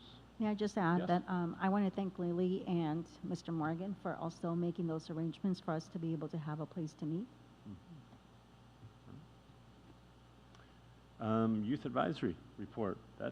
You're the whole advisory today, Julissa. Wow, I feel It's so all dependent honored. on you. So honored, really, I'm touched. So since fair is coming up, there are going to be fundraisers, both with music programs, and I'm hoping other programs to the school. And I just want to put out the reminder that there will be high schoolers picking up trash all over the campground, morning, middle of the day, and night. So please do not throw away liquids. So many trash bags are filled with liquids next to food stands, and it was a nightmare for people to pick them up. I went there for one afternoon, and it was not nice. Heavy? Heavy? Oh, really? And it's gross because sometimes the bags break, so you just get covered in this mystery liquid, whether it be like slushy or lemonade, soda, sometimes even alcohol from next to like the alcohol vendors. And trust me, we don't want to smell like beer in the middle of a hot August afternoon. So please keep in mind that yes, there will be high schoolers lifting up trash and hoisting them onto a hot tractor and lugging them across the grass. So no liquids, please. There's also the swim programs with the Aquatic Center this year. I'm so happy because I recently learned that summer school is having the elementary school kids coming in to take lessons as an option. And I think it's really sweet because I see tons of little kids just like filing in, and they're all so excited with their swim trunks, and they're like, oh, I'm gonna get into the pool and I'm gonna learn this, and then they like get out and they're like, I'm gonna tell my mom everything that I did today. And it's so sweet because they're learning these skills and they're doing it with like this so much happiness, and it's nice to see just so much joy in one place. And I've also heard a lot of fun and interesting stories from peers of mine about their internships through the school and working with the teachers. And I'm really thankful that we have these opportunities presented to us through this community. Great. Thank you, Julissa. I drove by the pool tonight on my way home from my office, and there was a line of cars going in and out of there. So it's busy right now, especially when the thermostat gets turned up a little bit. It's a great place to cool off. Not only are you helping those kids learn how to swim and enjoy swimming, but it's potentially a life-saving skill that you're teaching them. Living next to the Columbia and the Umatilla River, unfortunately you hear tragedies all the time, people drowning out there because they don't know how to swim. So if we can teach them young to swim, hopefully it could save their life someday. Mr. Smith. Yes, thank you. Just a couple of things, kind of to build off of your OMA homeless committee. We, the PATH project, we received, or the bids closed at the end of last week as far as the proposals, and we received one proposal. It was from the Stepping Stones group, and so the review committee is reviewing that proposal, make sure it meets the requirements and so forth. So we're hoping to move that forward, get a contract, and again, that was issued by the City of Umatilla. They will be the approval agency and kind of be the fiscal agent, but you know, the other partners have been participating. So happy to see that moving forward on that end. What's the timeline look like on that? We're hoping, ultimate timeline, hoping to be open for the sleep center portion, the warming station type activities by November, so that we have that available when cold weather comes, and then moving towards early next year with more of the longer term permanent housing type situation. Then wanted to just remind everybody, LOC registration opens this week. Lily's going to take care of that for anybody who's let her know. And if things change for you, just communicate with her, and we'll do what we can. The rooms in Bend sell out like that. Yes. Yes. So if you are not certain, just say yes for now. So that way you're not having to commute across town to the event. Yeah. It's walking distance. And then things continue to go well on the City Hall. They're installing lights.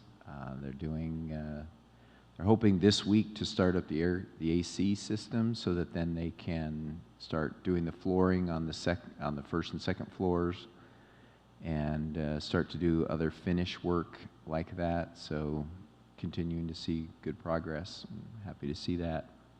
Will we get an updated tour anytime soon? Yeah, what I'm hoping that they can get the elevator inspected and finalized, so we can utilize that. So that's where we're, and what they're waiting for on that is a phone line, so that the emergency portion of that can function properly. Yeah, I don't want to get stuck in that. You don't want to get stuck No, between floors? not be able to communicate.